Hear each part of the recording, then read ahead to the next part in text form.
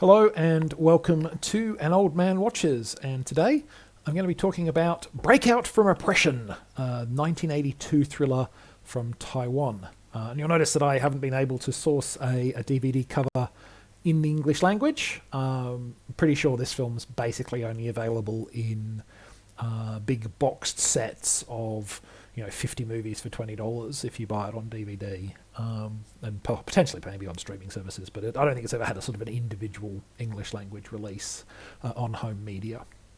And in Breakout from Oppression, our main character is a young woman named Fonda, newly released from jail after serving 8 years for the murder of her married lover. Despite her criminal background, Fonda has been offered a job at a newspaper, by the president of the publication, in fact. Though when she arrives at the company, the man in question is away on business. That doesn't prove the issue that it might have been, however, because the paper's editor is clearly smitten by this attractive young lady and has no qualms about finding her a job. Unfortunately, not everything else is going to go so smoothly for Fonda. She has to deal with numerous flashbacks to her time in prison, which obviously was not a very pleasant experience. And it soon emerges that someone has it in for her, as accidents keep happening to and around her. Thanks to the wonders of being the audience, we know who's behind it, and soon enough also why, but Fonda herself will have to wait a lot longer than us for her final showdown with her tormentor. So this film has a whole bunch of English language titles. Breakout from Oppression, obviously, but also Exposed to Danger, Final Exterminator, and Out of Danger. And it has just as many variant titles in Chinese, possibly due to the different dialects of that language. I saw it under this title, Breakout from Oppression, which is also the title of a 1978 martial arts film from Hong Kong. Now, I don't know if the title duplication was a deliberate attempt to cause audience confusion, but certainly if you try to Google either of these films these days, you're likely to get matches for both. So, yeah, audience confusion is likely to occur. Now, I've not seen the 1978 film of the same name, so I can't compare the two, but I can say that I did enjoy this movie probably more than it deserved. Let's talk about why. So first things first, a good dubbing on a movie or a TV show is honestly pretty rare. I've seen more than one glitzy production let down by a weak English language voice cast. It's the main reason I prefer to watch non-English media in its original language with subtitles on, rather than watching it with English language audio. And let's get it straight. This film is not one of those rare exceptions where we have a film with really good dubbing. Quite the opposite, in fact, because at least in the version I saw, Breakout from Oppression is blessed with some truly awful English language dubbing.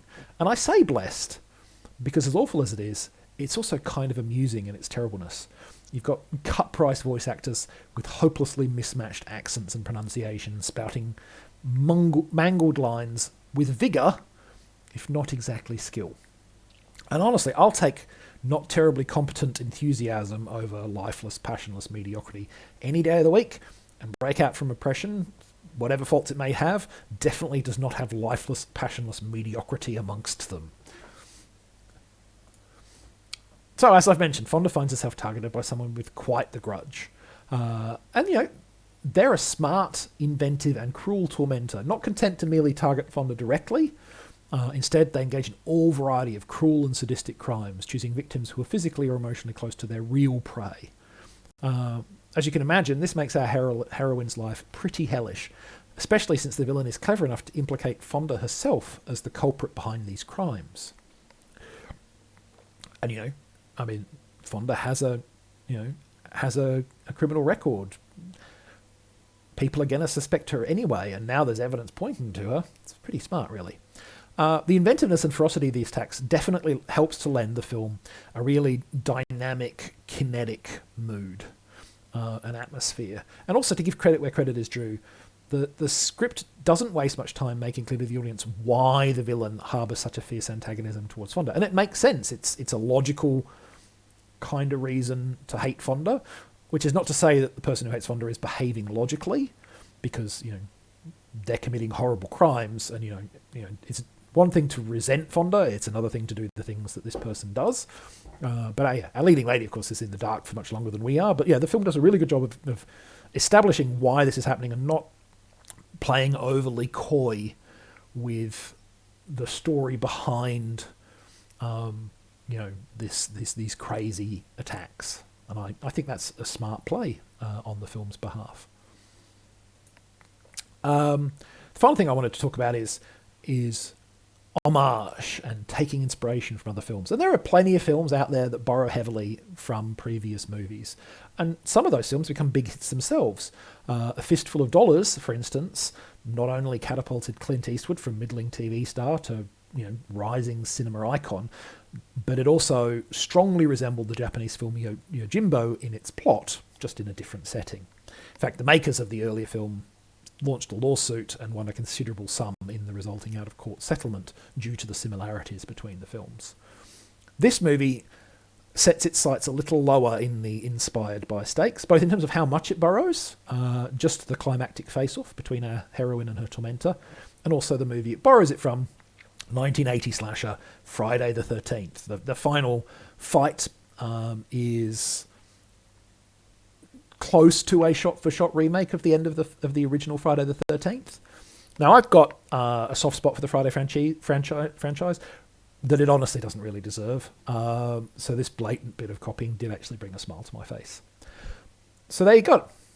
That's Breakout from Oppression, or Exposed to Danger, or Final Exterminator, or Out of Danger, or whatever title you might see it under.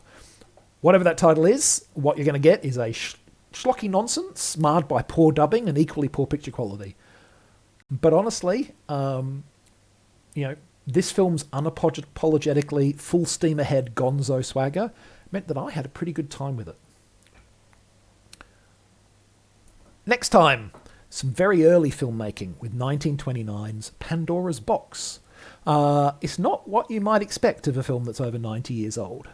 But that's next time. Until then, thanks for watching this video, and I hope you enjoyed it.